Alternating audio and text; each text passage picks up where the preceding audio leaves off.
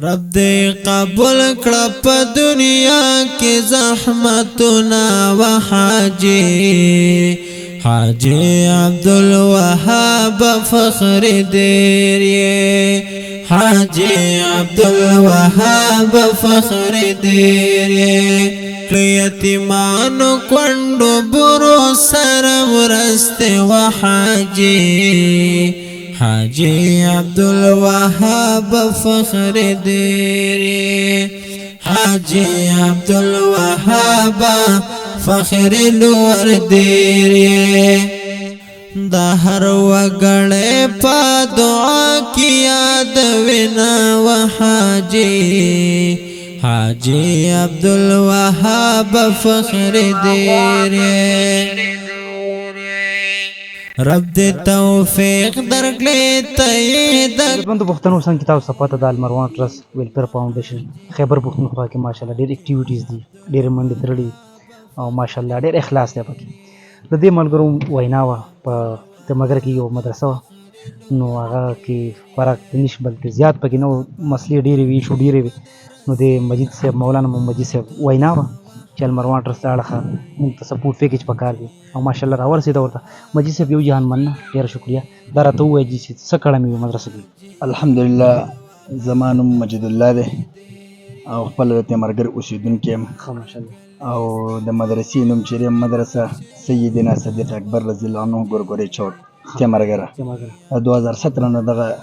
سټارټ موږ اغوستی دی او الحمدلله اوس پکې تعداد تقریبا د 120 کسان پکې اوسېدونکي دي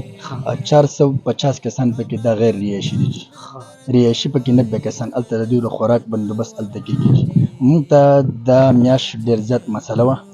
د یوې میاشتې نه مخکې نه موږ ډېر زیات فکرمن وو طلبه کرام باندې موږ ښه پوره دعاګانې وکړې او هغه دعاګانو برکت و بیا موږ مفتي کلیم الله صاحب سره رابطه وکړه چې موږ ته دغه شان مشکلات ته موږ خبر شو د المروان ویلفیر ټرست له طرف موږ خبر شو چې دغه شان څه ترتیب دی بیا موږ دوی سره رابطه وکړه الحمدلله موږ ته اوس ښه پوره سامان د یوې میاشتې سټارټ موږ ته الله پاک راورسوي جي موږ د دې ټولو ملګرو شکریه ادا کوو جي دا راته ووایه په هغه ماشومانو باندې قاري صاحبانو باندې څونه ولږې تندې تېر شو څو ورځې الحمدلله اوس خو د 15 شپږ کاله خو ډېر ښه روان خو اوس فی الحال د حالات لږ خراب شو ځکه کاروبارونه خراب شو نو مخکې به خلکو تعاون کوو نو دې میاشت کې موږ دومره شو چې طلبه کرامو به وظیفې هم راغونډولې دي د وظیفو ته چې پکې لاس واچوي نو دغه بیا لږه موږ ډېره زیاته موږ ته ګرانه وه اولا کې بار بار رابطې کې دي داخلي راځي او موږ صرف د دغه مشکل له وجې نه داخلي ځکه نه شو ورکړلی په دې کې یتیمانان راځي ماشومان راځي غریبان راځي موږ هم د خدای نه ویرېږو چې اوس دې له داخلي ورکړو که ور نه کړو موږ سره صرف دغه غم چې د دوی به د لنګر څه ترتیب کوو جي ښه دا راته وویل المروان ټرست ویلفیر فاونډیشن حاجي عبدالوهاب صاحب ډېرې منډې تړلې دي د پښتونخوا دپاره بغیر لالچه لګیا دي د خپلو بچو نوړۍ نیمه کړې ده د ولس سره نیمه کړې ده نو هغې په اړه څه ویل غواړئ ښه الحمدلله موږ چې کله خبر شو موږ د الله تعالی شکر هم ادا کړو جي ډېر زیات شکر هم ادا کړو او چې په کوم ورځ باندې خبر شو چې حاجي صاحب دا ترتیب شروع کړی ده دومره راته پته هم ولګېده چې اوږد دی بیا د هغه نه بعد موږ ورته تقریبا